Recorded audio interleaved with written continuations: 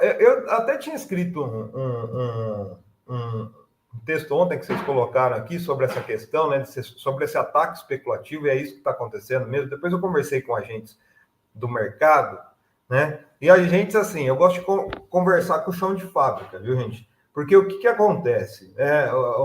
O Azé está rindo ali porque ele sabe que é isso.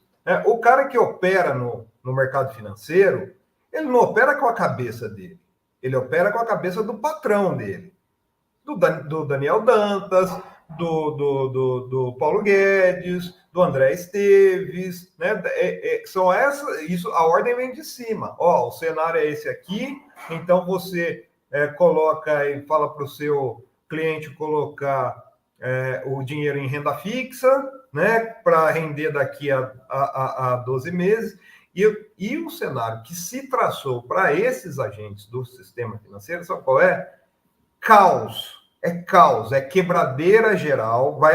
Foi isso que falou assim, ó, o que a gente recebeu aqui é que em 2025 vai haver uma quebradeira geral por causa desse aumento de juros. Ontem tinha a empresa do sistema financeiro oferecendo CDB, que é uma renda fixa baseada na Selic, para vencer daqui 12 meses, pagando 16%. Ou seja, eles estão apostando numa alta da Selic de pelo menos 15%, porque tem a margem de ganho. Né? O que é essa renda fixa?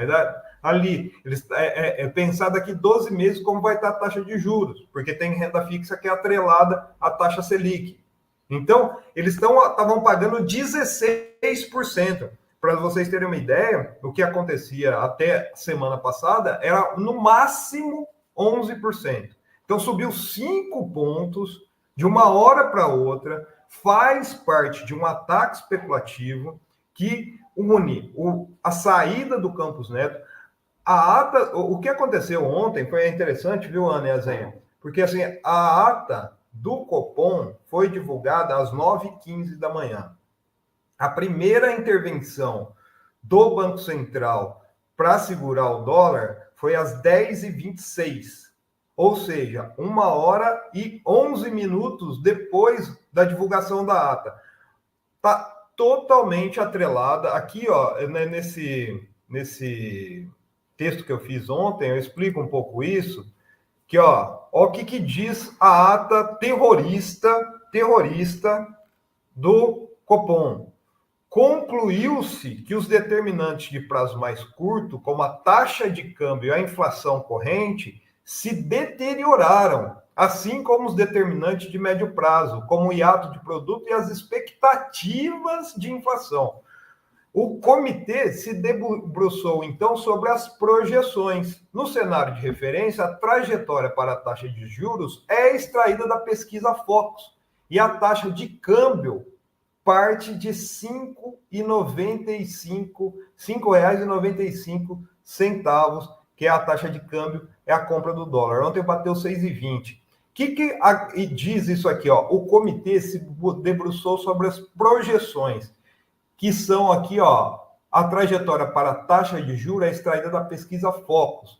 E eu sempre coloco aqui, o que é a pesquisa Focus? É a pesquisa semanal realizada pelo Banco Central com o 171. 171 é um número de analistas do sistema financeiro que são ouvidos na pesquisa Focus e que projetaram a inflação desse ano a 4,9%, 0,4% acima da taxa, do teto estimado pelo governo. Gente, 0,4%. Eles fizeram o dólar bater a 6,20.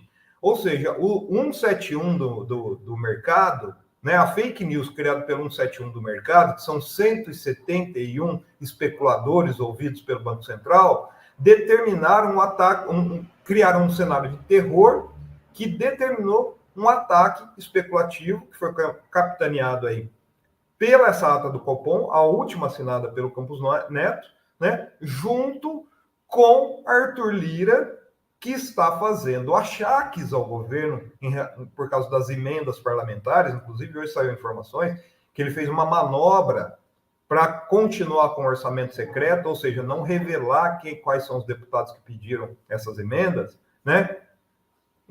é um conluio Lira e também o Campos Neto, que criou esse terror no mercado. E hoje, né, só para a gente concluir, eu acho que a cereja do bolo, e a gente vê que realmente houve um ataque especulativo.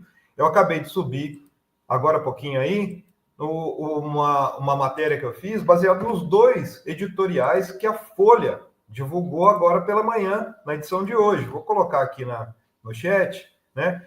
Culpando o Lula pela alta do dólar. E um deles, ele culpa literalmente o Lula pela alta do dólar. Ó, abre aspas para a família Frias aqui, Ana e Azenha. Existe uma razão cristalina e persistente para a escalada do dólar, que ultrapassou o patamar de R$ 5 em abril e o de 6 no final de novembro.